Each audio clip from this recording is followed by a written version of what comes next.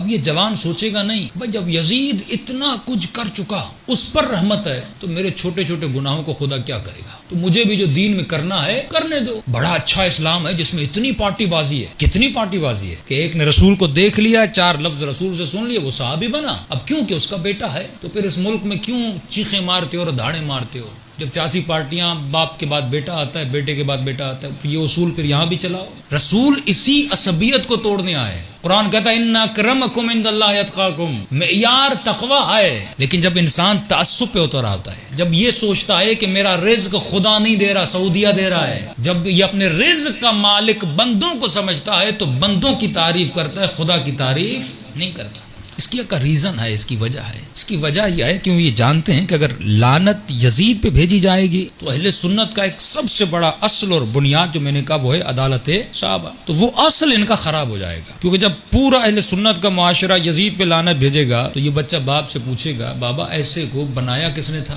ایسے خبیث کو بٹھایا کس نے تھا، تو سامنے جواب آئے گا کہ فلاں نے بٹھایا تھا، تو کیا کہے گا مجھے پتا ہے کہ یزید کیسا تھا، کہ باپ اپنے بچے کو جانتا نہیں تھا، اور اس گھر میں بچے کی ایسی تربیت ہوئی کیسی، علی بھی تو بچے پال رہے ہیں لیکن علی کے گھر سے حسن نکل رہا ہے، حسین نکل رہا ہے، اور ان کے گھر سے بچے کیسے نکل رہے ہیں؟ باپ دیکھو کیسا، دادا دیکھو جس نے 70 نبی کے صحاب کو شہید کیا، دادی دیکھو جس نے جناب سید الشہداء کے جگر کو چبایا۔ تو یہ باتیں نہیں چاہتے کہ سامنے آئے، کہتے ہیں یہیں پر سد الباب کر دو، اگر تم نے یزید کو چھیڑا تو باپ بھی چھیڑا جائے گا، تمہارا اصل خراب ہو جائے گا۔ آج تک انہوں نے اپنے بزرگوں سے پوچھا کہ یہ عدالت صحابہ کا نظریہ دیا کس نے؟ مفتیوں نے، فلاں امام نے، فلاں امام نے، کبھی حوالہ نہیں دیا جاتا کہ یہ نظریہ رسول۔ قرآن کا نظریہ یہ ہے کہ اکرمکم عند اللہ اتقاکم، اللہ کے نزدیک وہ بندہ قابل احترام ہے جو با تقوی ہو، جو دین کی عزت کرے، جو نماز کی عزت کرے، جو اصول کی عزت کرے، جو توحید کی عزت کرے۔ اور بیدار لوگ یہ سوال کرتے ہیں، سعودی عرب کی ٹی وی تھی اور وہ یہی دفاع کر رہا تھا کہ نہیں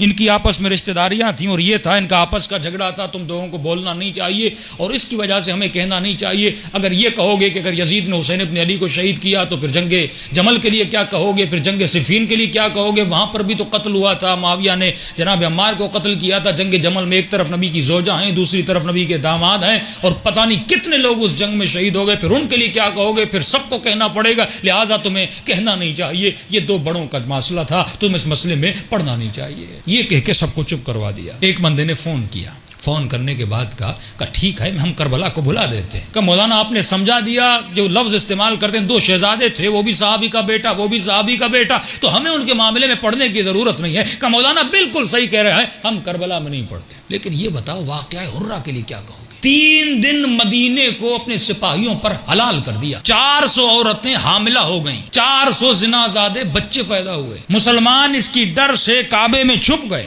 3 دن کعبۃ اللہ کو ڈھایا گیا، آگ لگائی گئی، بوڑھے بوڑھے صحابیوں کو مارا گیا۔ اس کے بارے میں آپ کیا کہیں گے؟ تم کسی کے ظلم کو کربلا میں چھپا سکتے ہو، اور حسین تو پہلے ہی بتا کر گئے تھے اگر اس خبیث کا مقابلہ نہیں کرو گے یہ آگ تیرے گھر تک بھی آئے گی۔ اے مدینے والو یہ مت سوچنا صرف حسین کا گھر اجڑے گا، تیرا گھر بھی اجڑ جائے گا۔ کیا گزری اس زمانے میں مدینے والوں پر جب یہ سپاہی گھروں میں جاتے تھے اور عزتوں کو پامال کرتے تھے، یہ تو تاریخ میں موجود ہے، تو وہاں پر اس کا منہ بند ہو گیا۔ تو ایک چیز آپ کے دشمن کا منہ بند کر سکتی ہے، اس کا نام ہے دلیل۔ معصوم فرماتے نحن ابناء الدلیل، تو دلیل سے بات کیا کر، اور یہ دلیل ہے جو دشمن کے منہ کو بند کرتی ہے۔ اور سب سے پہلا اصل اور مقام جو زیارت عاشوراء میں بیان کیا جاتا ہے، سب سے زیادہ لعنت جو ہے وہ زیارت عاشوراء میں کی گئی، اور اسی زیارت عاشوراء پر پاکستان میں پابندی لگانے کی سازش کی جا رہی ہے، کیونکہ زیارت عاشوراء میں لعنت ہے، بنو امیہ پہ لعنت ہے، آل زیاد پہ لعنت ہے۔ بھائی اگر لعنت بھیجنا جرم ہوتا تو 41 مرتبہ خدا قرآن میں لعنت کیوں بھیجتا؟